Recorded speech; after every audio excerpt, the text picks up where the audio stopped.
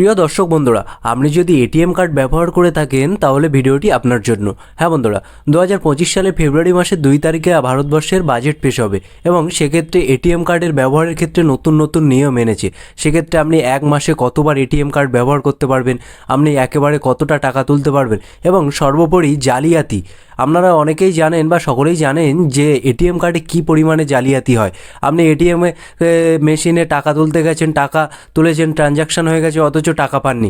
সেই টাকা পরবর্তীকালে জালিয়াতি করে অন্য দুষ্কৃতীরা টাকা নিয়ে নিচ্ছে। তো বন্ধুরা, আজকে আমরা এই ভিডিওতে জানবো যে নতুন বছরে আরবিআইয়ের তরফ থেকে বা রিজার্ভ ব্যাঙ্কের তরফ থেকে এটিএম কার্ডের ব্যবহার সম্পর্কে কত টাকা লিমিট করলো, কতবার আপনি ট্রানজ্যাকশান করতে পারবেন এবং জালিয়াতি রুখতে সরকার কী কী পদক্ষেপ নিচ্ছে, সমস্ত কিছু বিস্তারিত জানাবো আজকের এই ভিডিওতে। ভিডিওটি খুবই গুরুত্বপূর্ণ, স্কিপ না করে শেষ পর্যন্ত দেখতে থাকুন। সেই সঙ্গে বলে রাখি, ভিডিওটি যদি ভালো লাগে অবশ্যই লাইক করে দেবেন, আর আপনি যদি এই চ্যানেলে নতুন হন চ্যানেলটি অবশ্যই সাবস্ক্রাইব করে দেবেন। দেখুন বন্ধুরা, 2025 সালে এটিএমের ব্যবহার সম্পর্কে আরবিআই কী কী নতুন নিয়ম আনলো, এটিএম নিয়ে নতুন সিদ্ধান্ত কেন এমন করলো আরবিআই। আপনি এটিএম থেকে টাকা তুলে নিতে ভয় পান, তাহলে এই খবরটি আপনার জন্য। আসলে দেশের কিছু নির্বাচিত এটিএমে ক্যাশ রিফান্ড সুবিধা পুনরায় চালু করা হবে। এর মাধ্যমে যদি গ্রাহক নির্ধারিত সময়ের মধ্যে টাকা তুলে না নেন, তবে এটিএম মেশিনে সেই টাকা ফেরত নিয়ে যাবে। গ্রাহকদের সুরক্ষা নিশ্চিত করতে প্রতারণা প্রতিরোধে কেন্দ্রীয় ব্যাংক রিজার্ভ ব্যাঙ্ক অফ ইন্ডিয়ার একটি পদক্ষেপ। তাহলে বন্ধুরা, আপনারা সকলেই জানেন যে এটিএমে গিয়ে যদি আপনি টাকা তুলতে চান, সেক্ষেত্রে আপনার ক্যাশ সিলেক্ট করে তারপরে আপনি পিন দিয়ে দেন। দিয়ে পিন দেওয়ার পরে কিন্তু আপনাদের কিছু সময় অপেক্ষা করতে হয়, তারপরে কিন্তু সেই টাকাটা বেরিয়ে আসে। তো সেই সময়টা যদি আপনি অন্যমনস্ক হয়ে যান বা আপনি মোবাইল ঘাঁটায় ব্যস্ত থাকেন, সেক্ষেত্রে কিন্তু সেই টাকাটা আবার করে এটিএমের মধ্যে ফিরে যাবে। সেক্ষেত্রে আপনি টাকা তুলতে পারবেন না।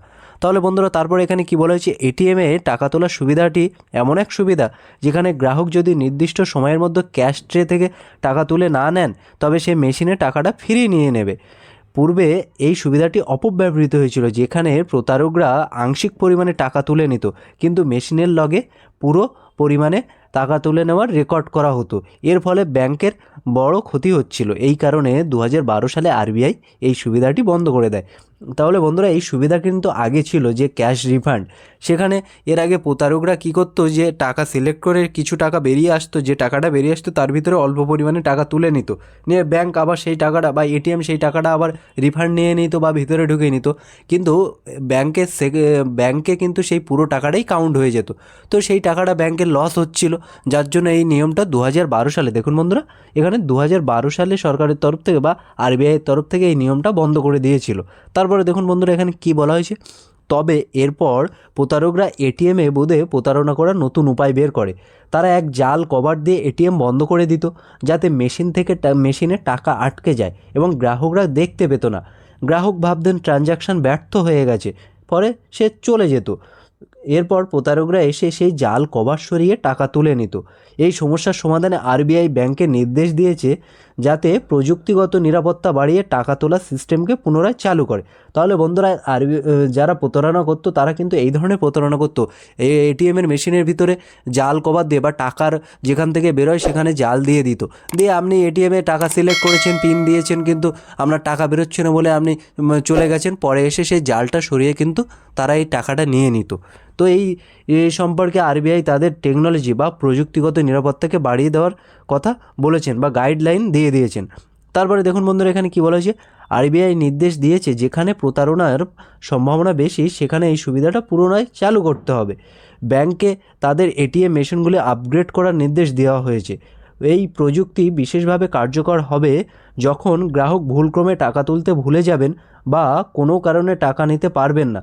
তাছাড়া যদি প্রতারক অন্য গ্রাহকের টাকা নেওয়ার চেষ্টা করে, তবে এই প্রযুক্তি তাকে থামাতে চেষ্টা করবে। তাহলে বন্ধুরা, এই প্রযুক্তি বা আরবিআইয়ের তরফ থেকে কিন্তু এই প্রতারণা প্রতিরোধে বা প্রতারণা যাতে বন্ধ হয় সেই জন্য এই আরবিআই সমস্ত ব্যাংকে এবং এটিএমকে মেশিনের আপগ্রেড করার নির্দেশ দিয়েছে এবং তাতে যাতে গ্রাহকদের সুবিধা হয়, প্রতারকরা যাতে কোনো রকম টাকা না নিতে পারে, সেই জন্য এই সিদ্ধান্ত গ্রহণ করেছে। এবার বন্ধুরা, আমরা দেখে নেব যে আপনি কতবার এটিএমের ব্যবহার করতে পারবেন বা এক মাসে কতবার আপনি এটিএম থেকে টাকা তুলতে পারবেন।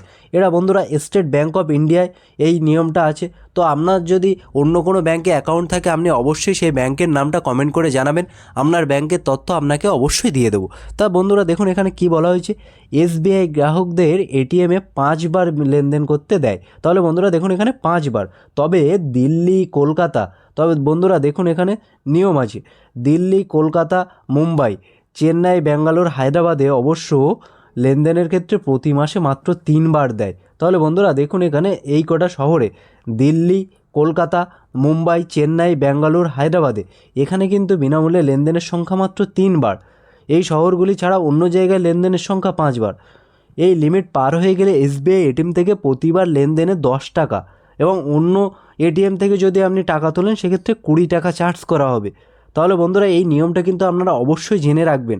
সেক্ষেত্রে কিন্তু আপনারা তাহলে এখানে এসবিআইয়ের ক্ষেত্রে যাদের এসবিআইয়ের কার্ড আছে তারা ব্যাংকের অ্যাকাউন্ট থেকে, আমাদের তো কলকাতা, তো কলকাতার অ্যাকাউন্ট থেকে এটিএম থেকে কিন্তু আপনি মাসে 3 বার টাকা লেনদেনের সুবিধা পাবেন এবং অন্য ব্যাংক থেকে যদি আপনি তারপরে করেন তাহলে 20 টাকা এবং এটিএমে এসবিআইয়ের এটিএমে করলে এক্সট্রা 10 টাকা দিতে হবে। তাহলে বন্ধুরা আপনারা আপনাদের ব্যাংকের নাম অবশ্যই কমেন্ট করে জানাবেন, আপনাদের ব্যাংকে কতবার লেনদেন হচ্ছে সেই তথ্যটা আপনাদের সাথে শেয়ার করব।